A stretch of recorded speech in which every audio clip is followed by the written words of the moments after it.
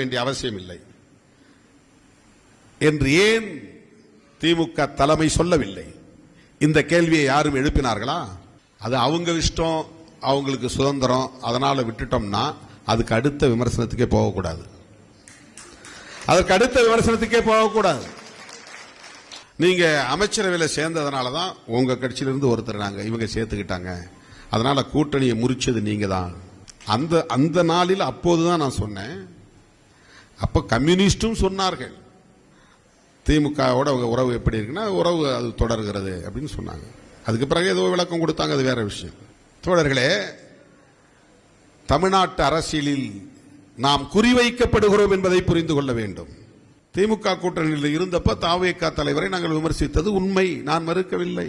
நாங்கள் பேசுகிற அரசியலுக்கு அது தாவேகா எடுத்த நிலைப்பாடு அல்லது அரசியல், அவர்கள் பேசிய கருத்துக்கள் முரணானவையாக இருந்த நிலையில் விமர்சித்தோம்.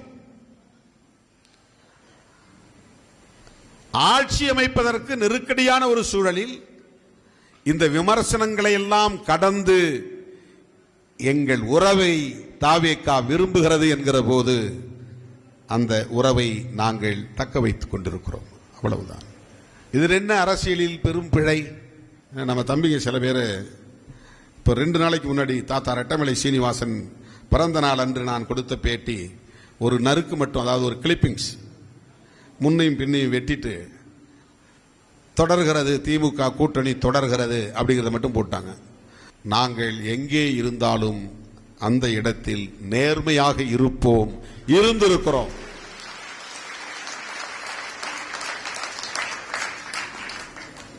இப்ப ஒரு கருத்து சொன்னேன், ஏன் இவங்க 2 பேரும் ஒன்னா இருக்க கூடாதுன்னு.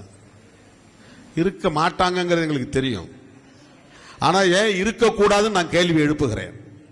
ஏன்னா இந்த பலவீனத்தை பயன்படுத்தி இன்னைக்கு திமுக தனிமைப்படுத்தப்பட்டு இருக்கிறது, அதிமுக சிதறிக் கொண்டிருக்கிறது, திராவிட அரசியலின் எதிர்காலம் கேள்விக்குறி ஆகிக் கொண்டிருக்கிறது, பெரியார் அரசியலின் எதிர்காலம் என்னவாகும் என்கிற கவலை அதிகரிக்கிறது. இந்த இடத்தில்